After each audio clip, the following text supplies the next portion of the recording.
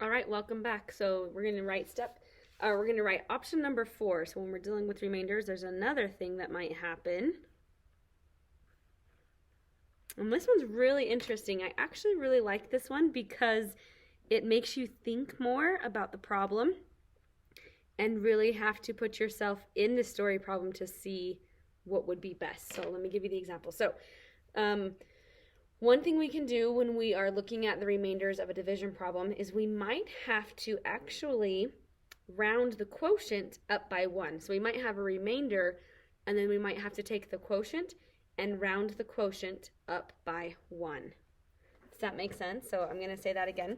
We might need to round up the quotient by 1.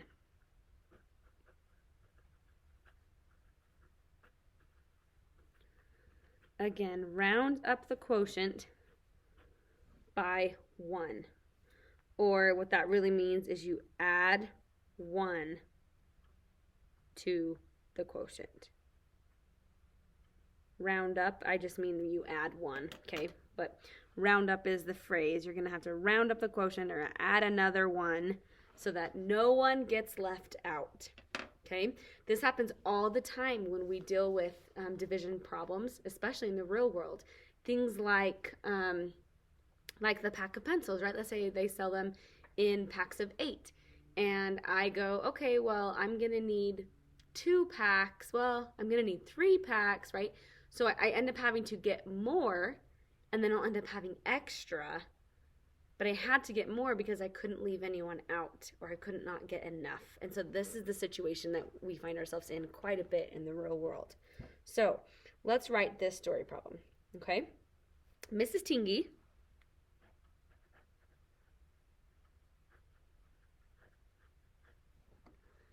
took the 5th graders on a field trip.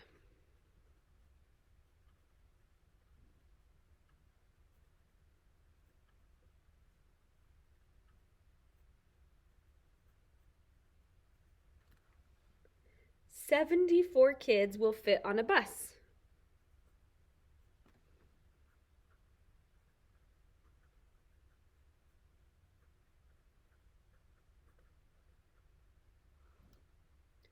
There are 136 students going.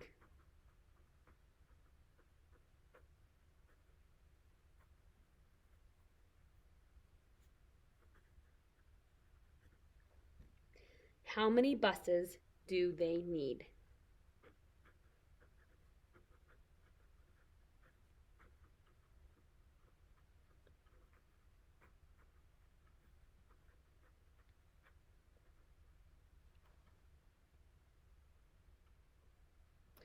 Okay, Mrs. Tingy took the 5th graders on a field trip.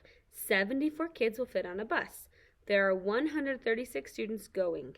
How many buses do they need? So we have the phrase fit, and how many will they need? This is kind of an interesting one when you deal with division because there's not a whole lot of key words in here. I would say the word fit is probably the best one. So we take the number of kids that are going and we say, okay, there's 136 of them, and we can put 74 on a bus. So we divide it by 74 to find out how many buses we need. So let's go ahead and do the place value method, okay? 74 and 136. So I take this and I write 136 divided by 74. 74 is close to 70, and that ends in a 0, so it makes me be able to do my 7 times tables. Will 74 or 70 go into 1? Nope. Into 13? No. So you're placing X's above those things. Will it go into 136? Yes, so now is the time when I'm going to make some guesses. Well, what would 70 times 2 be? It would be 140, and that's too much. So it can't even be 2. It just has to be 1 time. So you subtract 74. Remember, you line that number up with the quotient. And there was no other place value, so I didn't have to put zeros.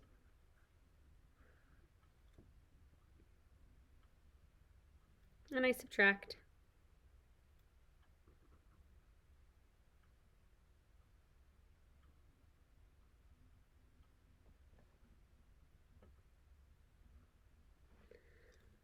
Is your remainder 62? Is it less than the divisor? Yes. So that is a decent remainder. That means it could be true.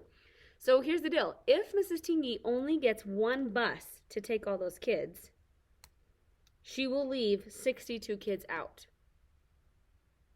So this is a situation where if I ask how many buses do they need, you're not just looking at the quotient, because if you just get one bus, wah, wah, you've left 62 kids out. If you do 1 remainder 62, that doesn't make sense. If you do 1 and 62 74ths, if you make it a mixed number, that doesn't make sense. You can't order a fraction of a bus. What about this? What if you just use the remainder? 62. How many buses do they need? 62 buses? No way. They are only going to need 1 bus, but then they need another one because they have more kids than that. There'll be extra space on the bus, but this is a situation when you round up the quotient by 1. So we're going to circle this, and we're going to say you can't leave them out.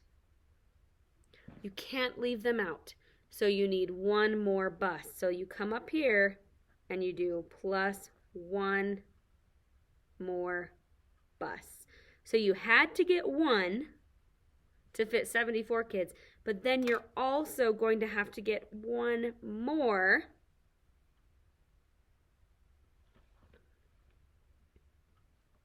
bus. So how many total buses are you going to need?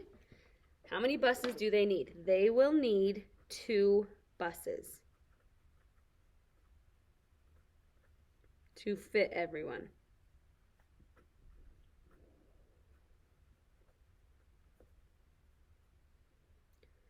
Will there be extra space?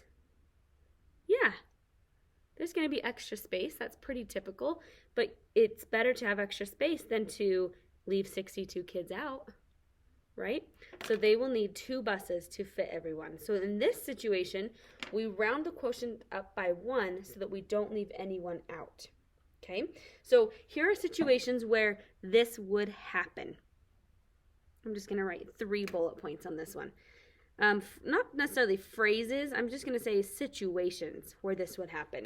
Things like to not leave anything or anyone out.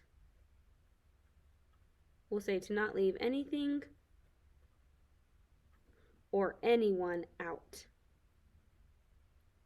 Like you don't want to make people feel bad or not fit certain markers or things like that, okay? Next one. It's in order to be fair.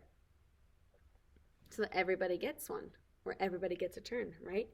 And then in this situation, if you have anything that's extra or leftovers, those are when you maybe need to round up the quotient by 1 so that you have enough.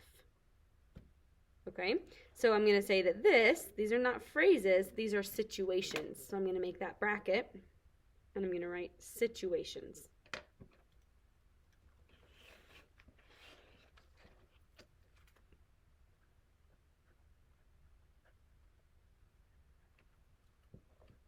Okay, now turn the page. Oh, we're doing 3 pages of math journal notes today. Yes, we are. You're going to love it. Okay, we're on our 5th thing that we can do when we're dealing with remainders. Okay, the 5th thing we can do, I've been waiting for so many days to have you learn this one. I love this one too. See, I told you. I just keep saying that I love all of these different methods because I love looking for remainders. I think it's the coolest. This one is blue. The 5th thing we do is convert the remainder to a decimal. And we haven't even learned how to do that yet. Convert the remainder into a decimal.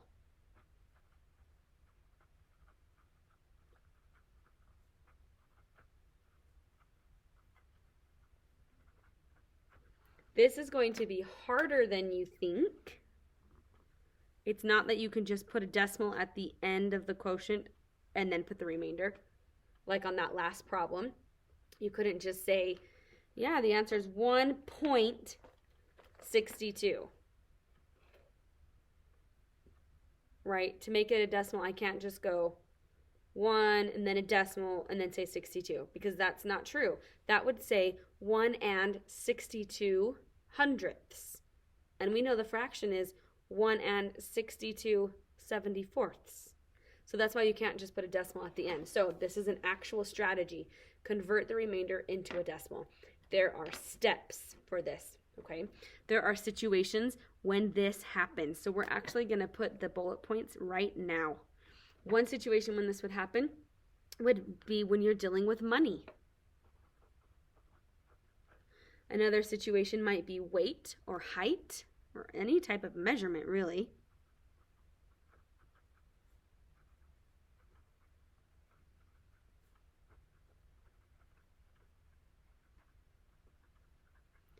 Another one might be like volume. That's another type of measurement. I'm just being very specific. So anytime when you're dealing with these kinds of things, you can convert it to a decimal. Okay? There's a couple steps we have to follow in order for that to happen. And we really haven't even learned this. So we're going to just start a problem. And we're not going to put it in a story problem. We're just going to try some actual problems. And then I'm going to show you before we even write the steps down. It'll be pretty interesting. The problem is 149 divided by 2. Let's do this in long division method.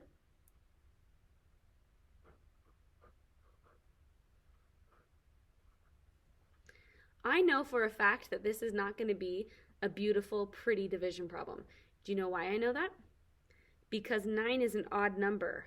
And anything that's going to be divided by 2 has to end with an even number. So it's not going to be beautiful. Okay? Here we go. Let's just start the division process, because all of the first steps are all the same. It's just when you get to the end and what you do with the remainder. Okay? Here we go. Will 2 go into 1? No. So place an X there. Will 2 go into 14?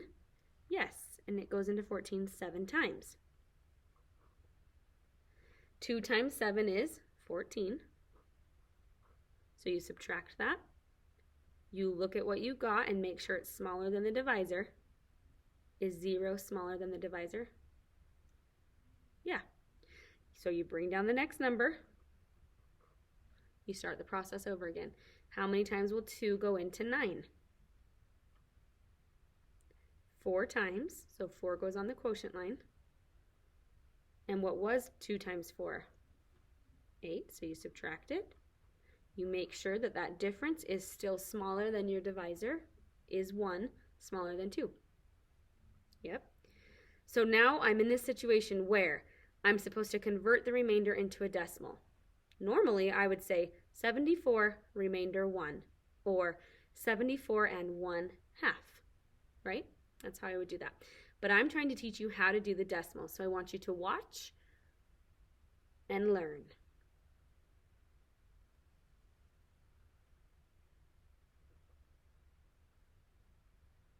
There's my decimal.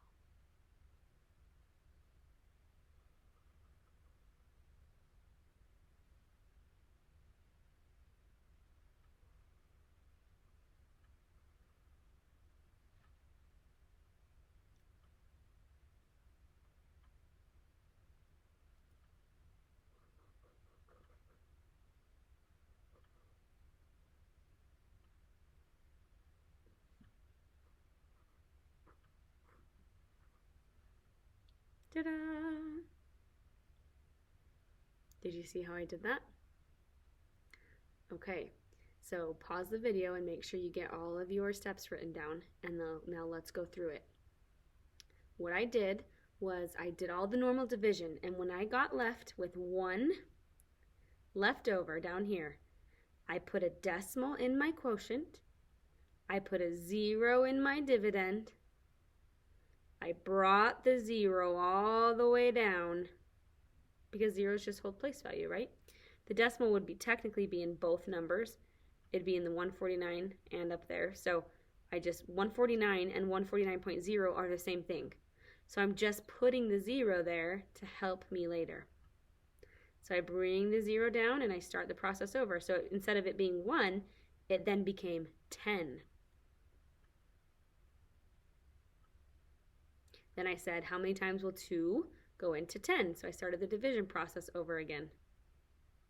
And it was 5 times. But now you've got this decimal up here. So it's not 5 whole, it's a piece. So interesting.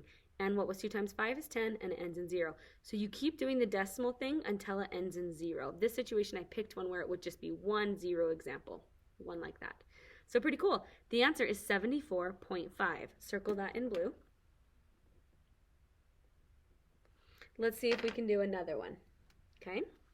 Long division. Are you ready? 3, 2, 4. So 324 divided by 5. Ooh, I already know this one's not going to work out very well, because if a number is divisible by 5, it needs to end in 5 or 0. And this one doesn't. So I know I'm going to be doing a decimal thing. Okay, so here we go. You do normal division. 5 goes into 3. No, so you place an X there. 5 goes into 32. Yes. How many times without going over? 6. What is 5 times 6? 30. So I subtract it from 32. I'm left over with 2. I make sure, is the 2 smaller than my divisor? Yes. If it isn't, I can't bring down the next number. But it is, so I bring down the 4. And I start over. How many times will 5 go into 24? 4 times, which would be 20, so I subtract. And now I have a situation where it looks like 64 remainder 4, or 64 and 4/5. So I'm supposed to convert it into a decimal. So I put a decimal in my dividend and quotient. Just line them up. And then I put a 0 in my dividend because that didn't change the value of 324. It's still 324. It now just says 324.0. What do I do to that 0? Do you remember? Look over at the other problem. I bring it down. Notice how Ms. Fisher is writing those zeros. I'm coloring them in. So I remember they were not there. I put them there. Okay? And now I start the process over again. How many times will 5 go into 40? And it's exactly 8 times. So I write an 8 in the quotient line.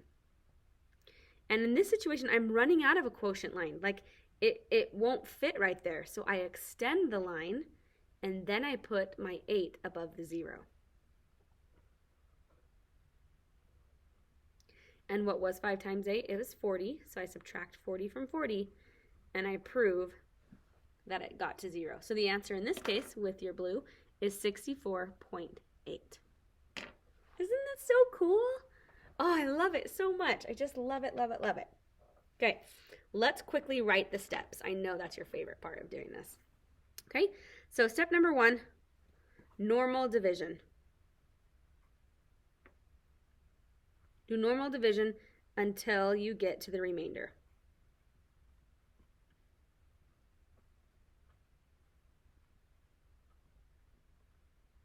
Step 2, place a decimal at the end of your dividend and quotient.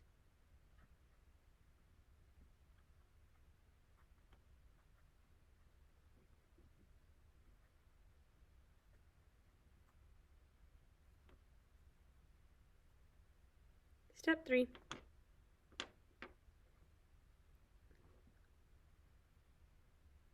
place a 0 after the decimal in the dividend.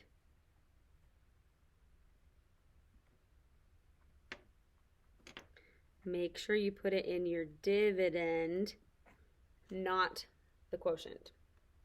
We'll just say and drag it down.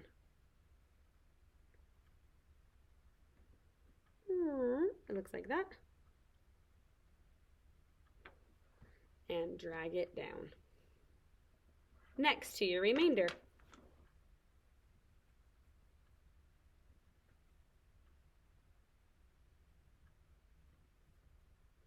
And step 4, repeat the division process.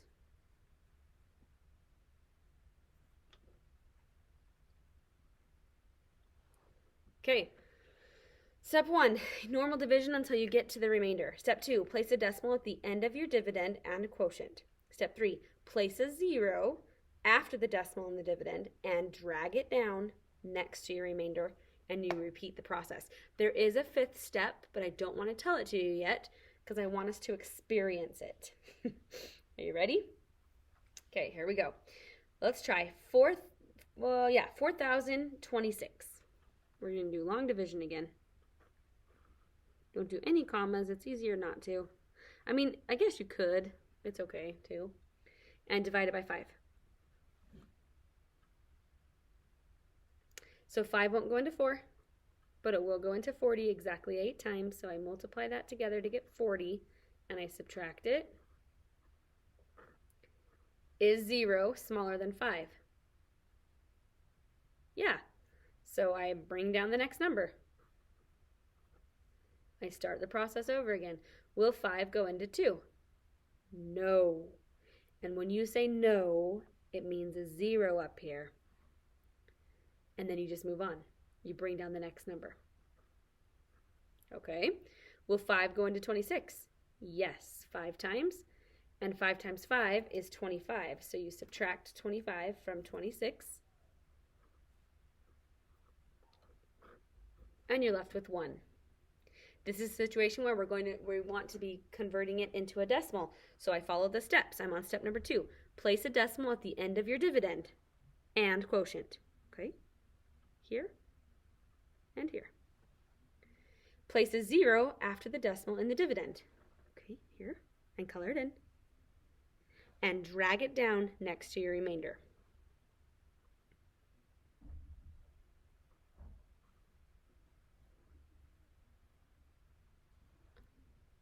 And repeat the process. How many times will 5 go into 10? Twice. But you have to make this line longer and subtract it to get 0.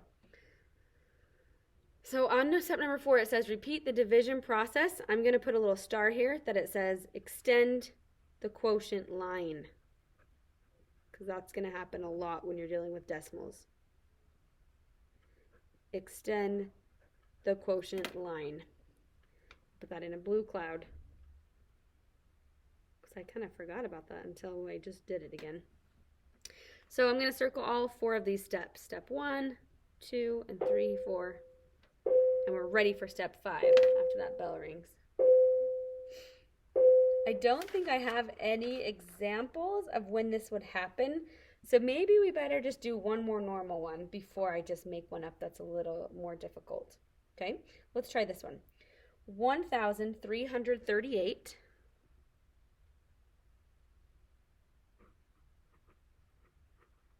divided by, I actually want to drop it down a line. I don't want it running into my other work above there. So I'm going to drop it down. 1,338 divided by 15.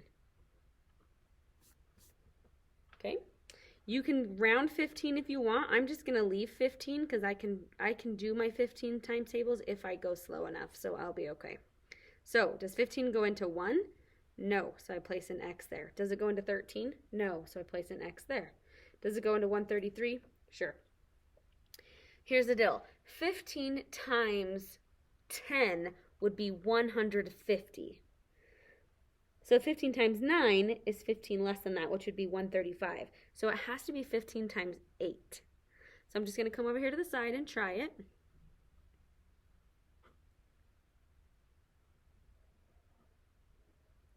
And I got 120. What did you get? So it is 8. So you put an 8 in the quotient line, you put 120 down below, and you subtract it. Is your remainder, or what you have right now, 13, is it less than 15? Yeah, so it worked. Bring down the next digit and start the process over again. Now we're talking about 138. So do you see that it's going to be, look at this, if it was 8, it would be 120. Could I get 15 more? Yeah. So it's going to be 9. So it's going to be 15 times 9 to get into that 138. Let's prove it. And you can see that it's 135. So it is 9 in the quotient line. And then you subtract 135. And you look and see if there's any more numbers to bring down. There's not. So I'm on step number 2. I place a decimal in both places. I place a 0 in the dividend. I bring it down. And I start over. How many times will 15 go into 30? Twice. So I'm going to make that bar longer. Put a 2 in my quotient. And 15 times 2 is 30. So I subtract it to get 0. So my answer on that one is 89.2, or 89 2/10. Pretty interesting. I'm going to circle the other answer in blue. All right. So I want to do one. This is when, if you're dealing with decimals, or you're doing money division, or you're doing weight or volume, any type of measurement, I honestly don't think I would do the place value sections, but you could. You could still do that. But I think anytime when I'm dealing with decimals, I like to do the long division because it's so much easier to just put the decimals and drag the 0 down. So that's my recommendation. But let's do a problem where it is a little more complicated, okay?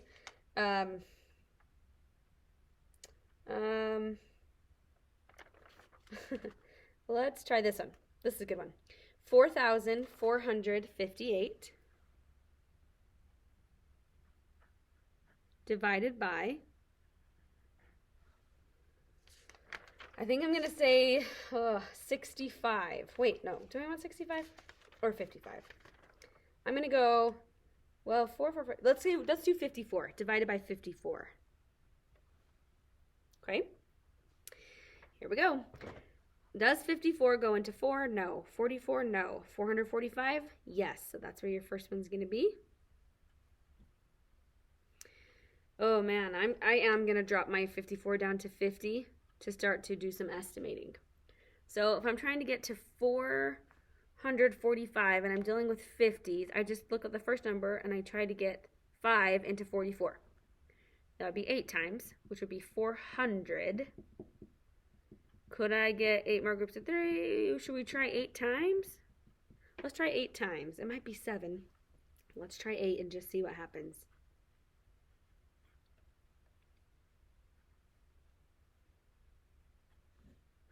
It was 8. It worked. So go ahead and put an 8 in your quotient line and subtract the 432. Make sure your difference is smaller than 54.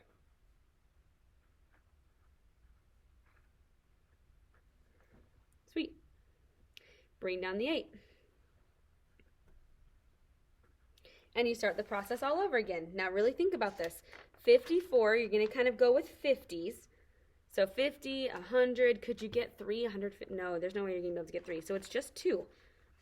It's just 2. And 54 times 2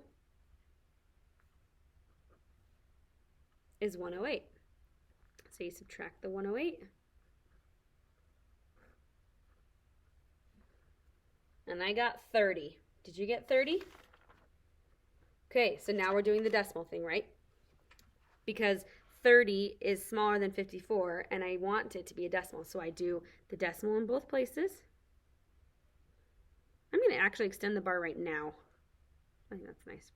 Then I'm going to drop the 0 down from the dividend. And it's 300.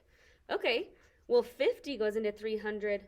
50, 100, 150, 200, 250, 300. It goes in there 6 times.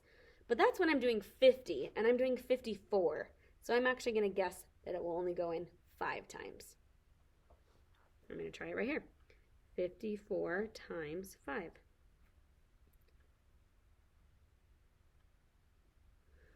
I got 270. So 5 is correct because it's not going to be perfect yet. Notice I said yet.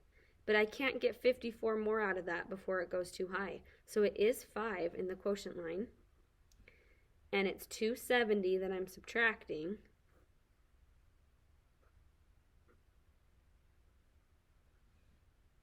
And I get 30 again. Wait a minute, I just had 30. And I had 30 again. That's because I'm moving on to place values. So guess what step number 5 is? It's pretty cool. Watch it.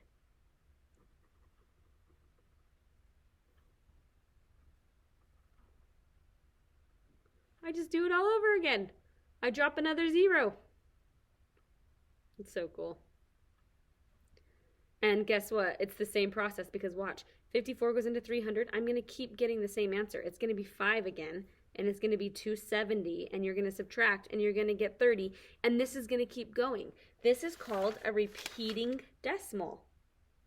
A repeating decimal. And let me show you kind of how it works. It's pretty cool.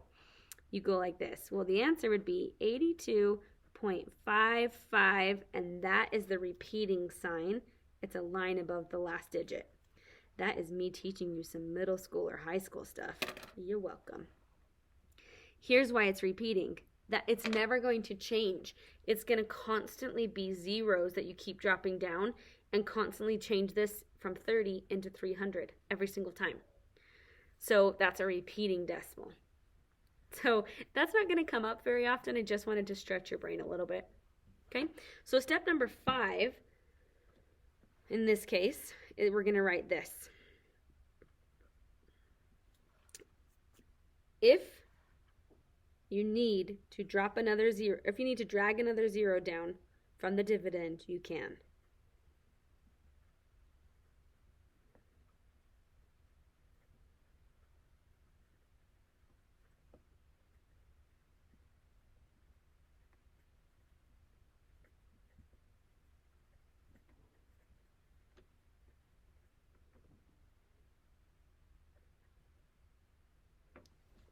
If you need to drop another 0 down from the dividend, you can. You can do that. The rule here is that if you go and you get the same number twice, like a 5 and a 5, and you look at the pattern and you say, this is never going to change. It's always going to be 30. If you look at that pattern and what you say there is, it's never going to change, then you can stop and just put the repeating sign. But sometimes it changes. This number doesn't become a 270. It becomes something different based on the leftovers that you have. But that's just stretching your brain, and you're welcome for that. Okay, well, this lesson was pretty long. So what I actually want to have happen, this is going to be super awesome. I want you to, what do I want to have happen here? Well, I actually think what I'm going to have you do is just the remembering side today. That's exciting, huh? You're just going to do the remembering side of math today. So it looks like this. It's got some decimal stuff here. It's got some story problems. You do need to do stretch your thinking. This is where it's going. I'm going to use purple since we haven't used it yet. You do need to do stretch your thinking, okay? Good times with that one. You do need to do this. So I'm going to write yes. I'm going to write whatever it takes to help you remember. You have to do this problem. Take a look at what it says. Write and solve a division word problem for which the remainder is the answer. You can use your journal for help with that. But they want you to come up with a problem where you do all the work, but then you ignore the quotient and you only use the remainder. Look in your journal if you need help with that. But all you need to do today is the remembering side, and if you finish math early, then you need to get on to IXL. Okay? We'll work on homework and Think Central next time. Thanks for hanging in there. Hope you like learning about what to do with remainders.